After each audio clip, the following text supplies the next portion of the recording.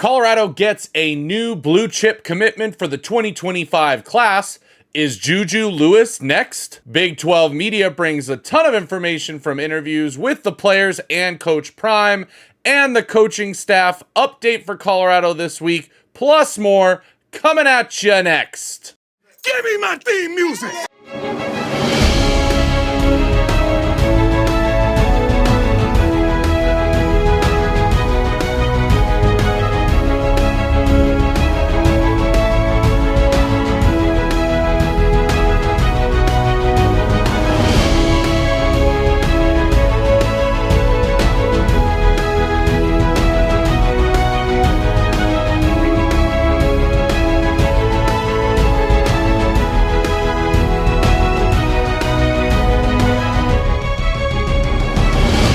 What's up, Buffs Nation, and welcome to Buffs News Weekly, your only weekly recap of all Colorado football news. I am your host, Russ Dornish. Make sure to hit that like, comment, and subscribe to our channel to show your support. For now, let's jump right in. Big 12 Media Day was in Las Vegas this past week as Coach Prime, Shedeur Sanders, Shiloh Sanders, and Mark Vassett made their way through a series of interviews that brought us a lot of interesting information. And again, some controversy in the eyes of the media and other college football fans. First up was a big interview, though, with Big 12 Commissioner Brett Yormark that had some interesting tidbits about the future of the conference. The biggest being an update on even more expansion, as information came out during the week that the Big 12 is looking at continued expansion through potential ACC teams such as Florida State, Clemson, and Virginia Tech, who are being rumored to be looked at. Yormark also addressed the private equity talk and sale of the Big 12, saying that the option is currently being shelved for now, but not completely out of the question. But as far as other revenue sources, he is 100% for jersey and field/stadium sponsorship for teams in the conference. One thing not confirmed directly during a press conference, but confirmed during the media days, was Colorado's bonus for joining the Big 12. Colorado was the only school to garner a $2.5 million bonus for the Pac-12 departure and joining the Big 12. Talk about the Prime effect really paying off for Colorado. Now, as for the interviews with Coach Prime and his players and what we learned from them, there was quite a lot to take in. First up was comments by both Coach Prime and Shedeur that talked about what playing against Colorado means and how different it is from other teams. Coach Prime answered a question in regards to whether his wins and losses are judged equally and had the perfect response to this question. My wins are totally different than your wins. Your wins, you just judge in football. That's why I have to start out and give you education and academics and so forth. I have to give you those things so you understand there's a greater scope. I can't win 9 games and our GPA suffers. Our GPA can't be high, but we lose another 8 games. We can't not go and grab high school players and you got a bunch of guys in the portal, out of the portal that's getting incarcerated. My wins are different. We have to win in every area. That's the way we're judged, and I'm cool with that because we come a little different. So the expectation is greater, but it's not just football. It's been like that all my life. I've always had a greater expectation for myself. So the expectation you have for me would never outweigh the expectation I have for myself.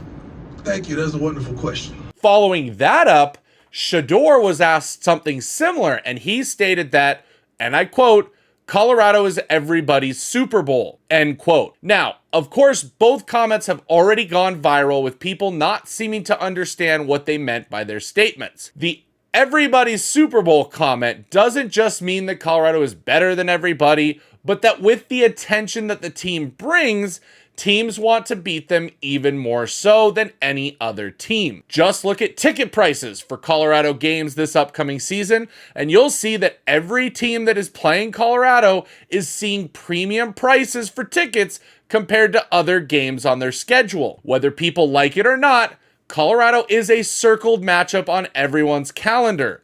All you have to do is look at fans of opposing teams and see how much attention they give to Colorado to show exactly this point in action. It's just so much more important not to lose to Colorado. Thus, it is being every team's Super Bowl when it comes to actually beating us during the season. One very different feeling, however, out of the Big 12 Media Day that was interesting to see was the other coaches in the conference responding to Coach Prime being in the Big 12, saying that they absolutely love Coach and having him in the conference, which is quite a difference from what happened with Pac-12 coaches last year. Coach of Texas Tech, Joey McGuire, had this to say, and I quote, "Man, I love Deion. I always tell everybody I coached Bucky, Deion Jr., his oldest son, in high school. He's honestly the best dad of any player that I have ever had." Mike Gundy, the coach of Oklahoma State,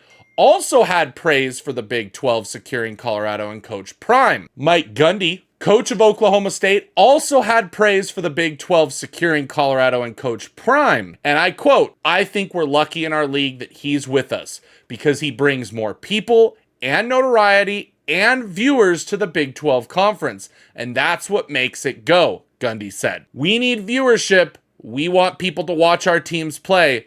It'll be fun to have him in our league."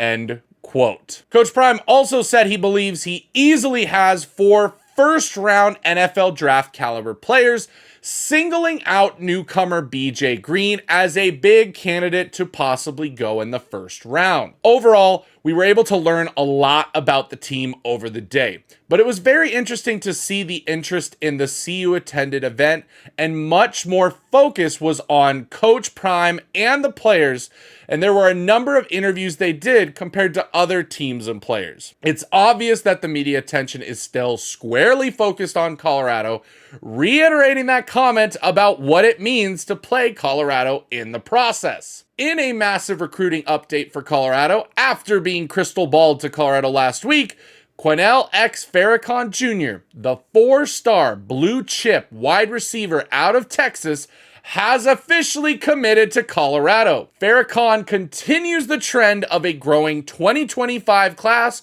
for blue chip prospects. Back to the Big 12 Media Day, and something Coach Prime said, that when they go after recruits, they go for smaller classes because he wants players who are ready to play and contribute right away. Well, Farrakhan is just that and should be playing right away for the team during his freshman season in 2025. It seems that it's the biggest reasons recruits end up choosing Colorado.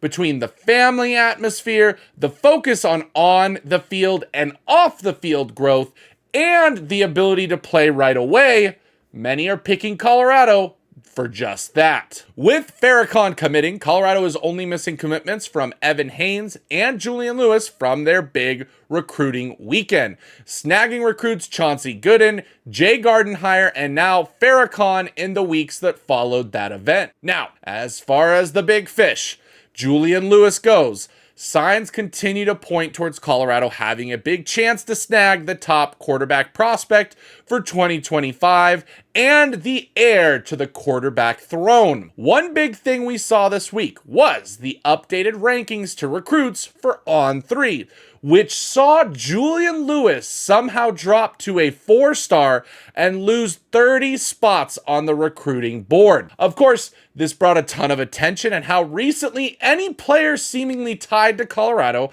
has seen these sorts of drops at On3 more than any other recruiting service. Julian Lewis's father commented on it, confused at the reasoning since nothing negative has happened, and in fact, in all their recent camps, Julian absolutely excelled. Of course, Coach Prime had other thoughts that continued the rumors of Lewis being a potential buff. Prime had this to say, and I quote from his tweet, "To whom it may concern, if you desire to come play for us at CU Buffs football, they may drop your high school rankings just because. I have a friend named Lulu from Fort Myers. They did that 2 years ago, and they're still doing it now. Fortunately, we don't care about rankings. Hashtag Coach Prime. Now, Lulu was unable for comment, and we still can't find out who exactly Coach Prime was talking about. So I really do wonder who Lulu might be. It wasn't just Coach Prime getting into the act, as Julian Lewis in the comments on Shedeur's live he did from Big 12 Media Day saying, "It's legendary, man. Hey, Julian, what's up, bro? Hey, why they doing that to you, Julian? You see what's going on, man? Man. it's obvious that they have a pretty good relationship. Some other updates to Lewis seem to hint that Auburn may have moved on from Lewis as a potential recruit, dropping the race for Juju down to 2 teams. Cole Pinkston, an official recruiting analyst on the Auburn beat, had this to say, and I quote, "I think there was an attempt to get a deal done early this past weekend. I don't think there was a resolution, nor did it come close. I expect Lewis to end up elsewhere. That strange feeling I have had about this recruitment feels like it might finally be coming to fruition. Many have asked how long Auburn would push for Lewis before eventually moving on. I think we are getting close to that point if we are not already there." End quote. Okay, I'm the idiot. I don't want to go. I know you don't. I know, but you have to, and you're gonna be okay, all right? Please don't make me go. I'm sorry, but I don't know what else to do. I won't play the kangaroo song anymore. Come on. Just go. You gotta go. You gotta go. Come on. I don't want to go. I promise. I'm sorry. I don't even... One thing we mentioned here at Buffs News Weekly is that the longer this goes, the more teams will need to know what is happening and move on quickly to other potential prospects. So far, all of the other quarterback targets for Colorado have moved on themselves and committed elsewhere. But Coach Prime has yet to not get his man in a top target each recruiting season. And if he did not believe they were getting Lewis, he would have moved on already. Just look at the recruitment of Travis Hunter, Cormani McClain, and Jordan Seaton, all the top recruiting targets for Colorado the past several seasons. In coaching news, we finally saw the update that has been a long time in the making, with Des Moines Lewis finally being announced officially as the defensive line coach at Colorado. Sal Sunseri was the D-line coach last year, but has had some health issues during the offseason and seems to have taken a step back from coaching as a result. Lewis was brought in as a defensive analyst, but has acted as the official D-line coach all spring since joining the team. But this past week, the team made the switch official. Lewis is another NFL experienced coach who most recently was in a similar role with the Seattle Seahawks. Coach Prime once again expands his staff with even more NFL experience on his way to his goal to be one of the most effective programs in the country at preparing young men to get to the next level. And it's that time of the year, folks. We are officially entering College Football 25 video game release week, and the Colorado news coming from the game continues, as well as the college football hate that we continue seeing. Shedeur Sanders' official celebration is in the game, and not only is it in the game, but it can only be done when playing as Colorado. The detail that has been released in the last week excites us for what is to come with this game. Just a reminder, we will be live streaming the game this week with a launch stream of the game Monday at 4:30 p.m. as it becomes available to the public. That might change to Tuesday if the game isn't in fact available, as the early access release hasn't been officially confirmed by EA and just rumored for Monday at 4 p.m. Eastern. So stay tuned and make sure you are subscribed and have the bell turned on to know when we go live. We look forward to a fun-filled launch week of the game, so expect a lot of coverage as we finally get something to fill the time between now and the start of the new football season. That's all for this week on Buffs News Weekly. We appreciate you tuning in. Next week's video will be a little different as it will be pre-recorded, and we will spend the video diving into our defensive line and what fans can expect for the season. Until then, I'm Russ Dornish. Go Buffs! Give me my theme music!